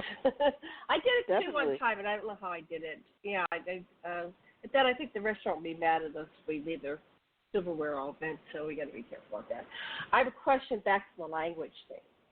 So years ago, when I was at State College, Pennsylvania, there was a little New Age community, and they used to do all this channeling, and they would start speaking in these languages. So they called it galactic or whatever, or ancient languages. So we started to record it, and I did, since I was at Penn State University, we found a linguist specialist, and we sent a sample, and we thought, he was going to have all this stuff about how wonderful this is, and he said that most of it just kind of is a warping of existing languages that we pick up and we know in our subconscious, and when we're speaking in tongues and we just start letting it flow, we're mixing up languages, and most of them were human. And it's the same thing like people that are in a spiritual frenzy, like at an evangelistic church, they start speaking in tongues. Right. It's like this hysteria. So I wondered, when you do your analysis, do you do a similar type thing? Do you know if it's just a bunch of mixing of course, there's probably been, hundreds of thousands of languages since language was created. How do you know it's extraterrestrial, or how do you know it's just some ancient language that nobody speaks anymore? Has been heard in a million years. That's the $1 million question. And I am also extremely cautious with, I've heard people channeling what they're calling light languages or whatever, and I can somewhat tell, and I'm just going structurally here, okay, that they're not languages, or they're borrowing from certain types of usually ancient languages, okay, and that if you had what would be a real language, okay, and I'm using that differently than a communication. That's a different concept. But a language, you have language so that you can communicate with other people. I've also studied fake languages. You know, they've established in a lot of the movies recently, they've created, you know, like Klingon or some of these. Klingon. The latest one, yeah. Or the Lord of the Rings. I mean, they've actually been really creative about it, to create fake languages. Okay, so we have that capability, and I know that. So you're absolutely right. What's the question? What brings something into equality that allows you to say, well, that cannot be a human language, and it cannot be a made-up language, artificial language, and it cannot be an expression of phonetic sounds to express a feeling. And by the way, I happen to be a really, really good mimic. I can mimic most people and most sounds. I'm just good at it. Oh. So I know that other people are good at it, which accounts for some of my being really careful with this. Can I just interject here that the Greys speak a language. They don't need to because it's telepathic, but they do speak a language, and I can speak it. But I can't translate it like word for word because it's not translatable. And all I have to do is drop my mind down to another level, and then I can do it. It's basically like I could be saying in their language whatever I want to say, but I can't translate it into my language because it's not translatable. But I know in the way that it is said that it comes from the emotions and the mind. So you know, there's nothing to translate. It's at the back of the throat. I'll see if I can just drop my head down a bit and do it.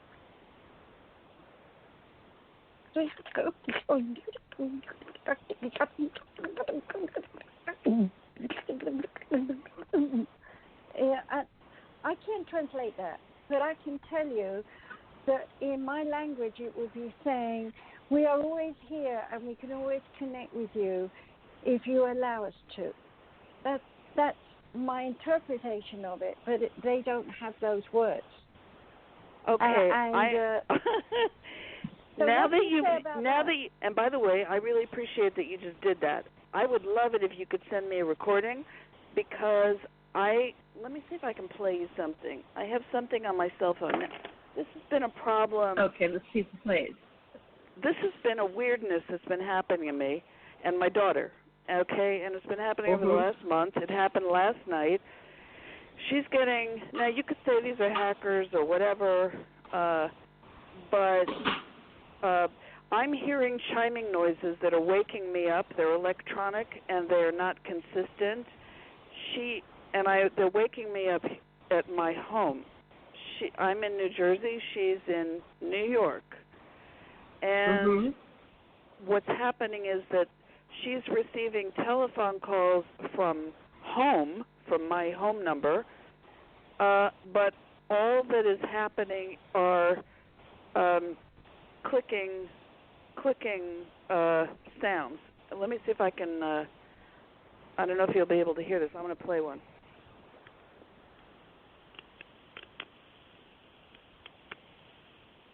Did you hear that? Yeah. It sounded like on and off switch. Do it again. Okay, I'll play this one. It's a little bit longer. Hang on. Whoops.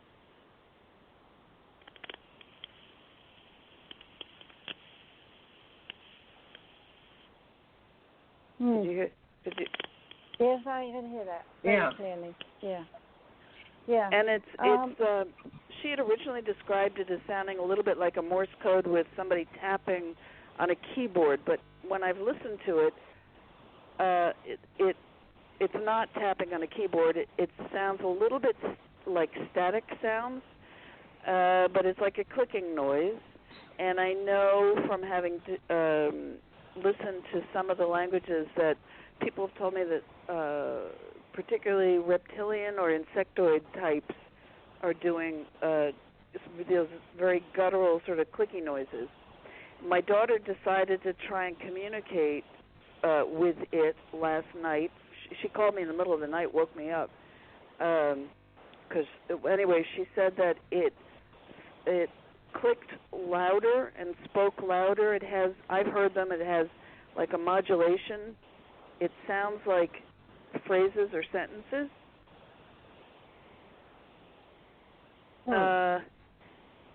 And so I don't know what it is. And I have wondered if that's not some particular alien language that's coming through. What's your impression of what they're trying to tell you? Just go right to the impression. What was that tapping I just heard? Tap, tap, tap, tap, tap, tap. Was someone doing that physically? Not here, but I heard that also. Did you hear it? That might be me. I was moving my mouth, so it might be making noise. So what I wanted to know was, wait, I asked a question.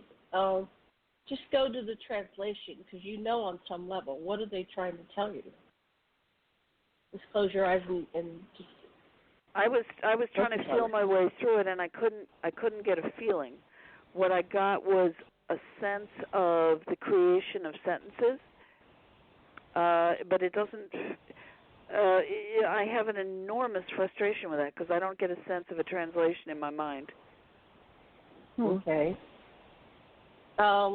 It's going for both of you. Can I just? Is there something? Oh, sorry. Wait, let me say this, and then you go to the next one. Since they're speaking to both of you, is there something that is relevant about your daughter? It's for both of you. Is there something both of you need to know? Is there a third party that they're trying to convey something to you about a third party? Is there somebody in common? Is it her father? Is her father alive, dead? Oh, he's very much alive. Okay. She and I have a history of a lot of these experiences together. And in one of them, I got the full translation. I had been, what is that? Yeah, what is that? Oh, I think it's my husband opening the door and coming home. Are you making noise, Sasha? No, he's trying to be very quiet, but he did open the door. No, that was loud. That was tapping and that was tapping, and he was in a rhythm, like someone tapping a pencil. No, I can't. Something. I haven't heard anything. But you he didn't hear did come that, in the door at the same time. I've also been hearing the odd word in between us talking, so there's definitely some entities around. I agree with you. All right, guys. I agree with you. Yeah. I've heard it also. I get them coming to me when I'm sleeping. I get people interdimensional. I get extraterrestrial. I get deceased. What I do is just tune into, when I tune into them, the translation begins. So I'm just inviting you to tune in and ask them, what are you saying? And then all of a sudden the translation begins. I get full-on sentences and communications and energies and emotions and tears and, I rarely get anything negative. Most times anybody's contacting me, it's something positive and kind and loving. I don't know. I've been blessed. I don't get any of the negative stuff that all these people get. The super soldiers and the like and MK Ultras but I don't know why that. Anybody have any reason why that is? That I'm only getting positive stuff and other people are getting negative. Are you getting any positive, Nancy? Or do you get? I make a point in my life to stay positive because like attracts like, and there's no point in I've been in too many frightening situations to get frightened by too many things anymore. So I think it's really good to stay positive and grateful and happy and all that good stuff. Yeah, I just wanted to say, though, that in the beginning, especially the more psychic or the more advanced you are spiritually on some level, and if you don't know it, because a lot of it's hidden from us, we all have to go through a various quantum amount of negativity in order to want to go to find the positive. If we have the positive, then we sit on the sofa and say everything's great, and we don't evolve. So we need to have negative experiences, which brings me to my other note. I was going to ask you. You had said that you did something political, something I didn't know what it was all about, but I wondered, as an attorney, and the fact that you were doing political stuff, were you having paranormal or strange things going on during those years, or were you totally grounded? No, I have been involved in my local government for about, well, I just got out of it, but about I would say 6 years. I also started a grassroots environmental group that was very, very politically active here. And I ran for political office, but I lost in November by about 60 votes. And I decided after that, I think that's like a message. No, do your other stuff. So I have refocused but no, I really didn't have. In fact, I think the more I focused on very down to earth, practical things, the fewer paranormal type of experiences I had. So the other question I had that she threw out at the beginning was, you do something to do with hot leads and cold cases. Is that to do with finding bodies, or, was that psychic work in working with the police or anything like that? Yeah, I hot mean, most of cold cases, yeah. The radio show itself started out in that vein, but it branched out to virtually any type of a mystery, and I got to speak with some of the most famous, psychics, mediums, medical intuitive types, neuroscientists, astrophysicists, astrobiologists. I mean, the most amazing people in the world. It was a phenomenal kind of run for me. But it started out, because of the psychic detective work that I have done, which has been, usually it has to do with homicide cases. They're missing persons, but usually homicides. Trying to locate bodies or help the police with evidence for, suspects, descriptions, witnesses' names, bits of evidence that they may be able to locate that'll sort of bring them along in their investigation, that kind of stuff. So were you doing that with material given to you, or were you being psychic, remote viewing? I'm sorry, was I doing it with... Were you doing it with factual information, or were you doing it with remote viewing psychically? I worked with the police in England a lot, and I did some in the early days. I came over to the States with Art Bell. But I'm just wondering, what were you doing? Because it says we didn't hear whether you were doing it psychically with cold cases, or whether you were doing it with information given to you by people, inquiries. How did you get it? What did you do? My information is usually, it depends on the case, but usually it's a form of clairvoyantly finding the answers. If I was lucky, I'd be given a police flyer, and the police flyer would have the name of the person, the date they went missing, what they were wearing at the time, and the place they were last seen, and and how old they were. So usually that was it. Yeah, it's kind of how they did it in England with me too. So do you still do it? So did you solve some cases? I still do it.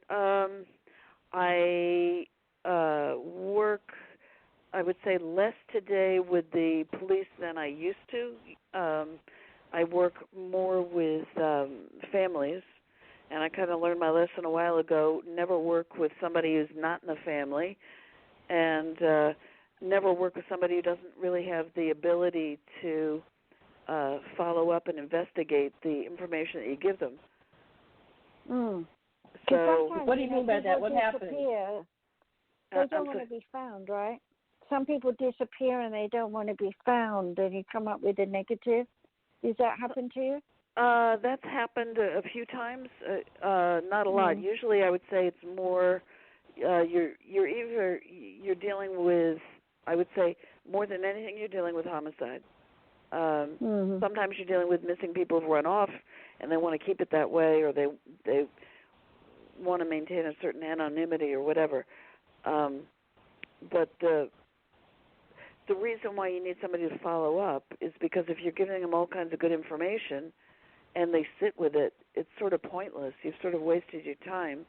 And if you're not dealing with somebody who's a direct family member, I have made the mistake in the past of working with people who said that they were, friends, or that they were sort of good Samaritans who wanted to, try and help solve a case to help the family. And a lot of times they just piss off the family members, who feel like it's an intrusion or it upsets them or whatever reason.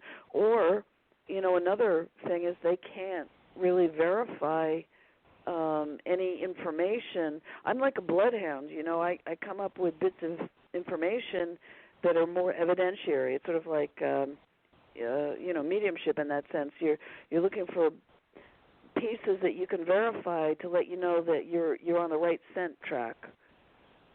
And if you don't have somebody who's there who can verify the stuff, then again, it's really difficult. All right, we're just looking at our time, and we're running out of time. Oh. This will be the last question, okay, because we're running out of time.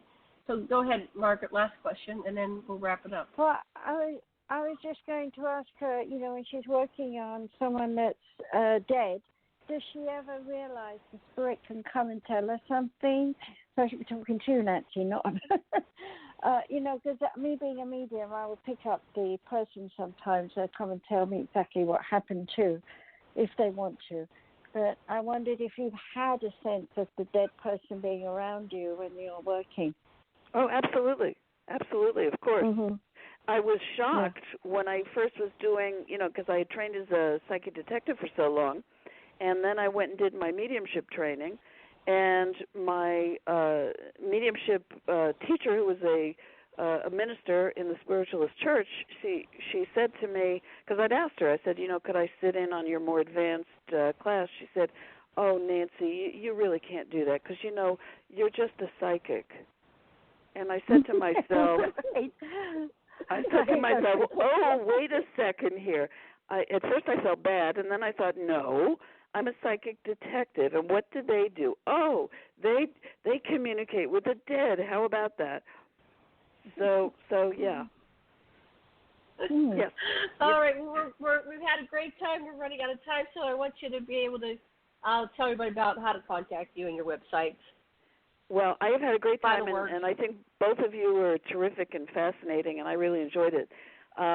If people would like to reach me, my websites, the main one is theskepticalpsychic.com, and the other website is talkalien.com.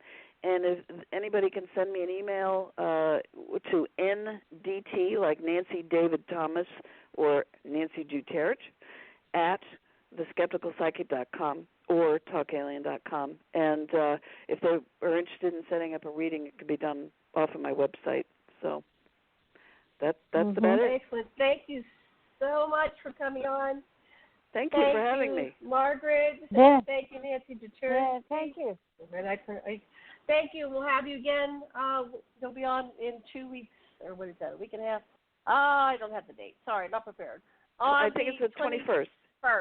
First of July on Revolution Radio on Aquarian Radio Network. So, all right. Well, much love and blessings and aloha. And thank you, everybody. Thank you, listeners. And I'm going to be playing Plan of the Peace by Jaiya Earthchild. Much love and blessings and aloha.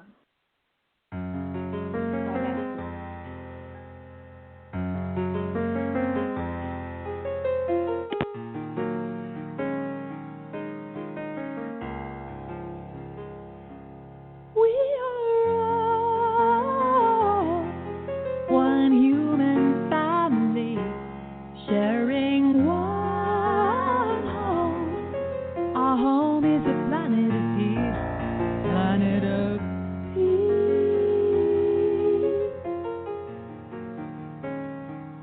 planet of peace.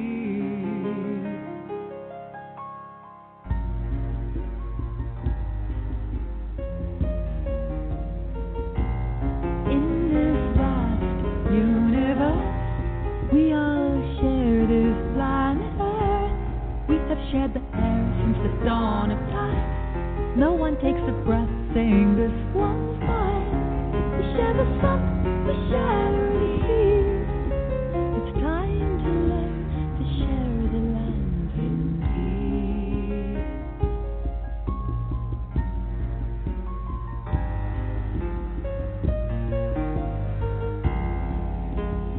You who govern, choose to spend more on war than we can comprehend. We insist to share our wealth, food and water, homes and health, teachers, trees and medicine. Then the time of true peace can begin. We are all one human family, sharing one home. Our home is a planet of peace, planet of peace,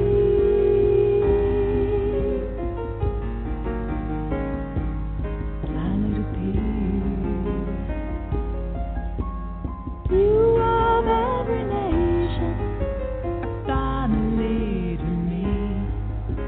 I feel such consternation that you suffer while I walk free. I will do all that I can to help unite this family of woman, child, and man.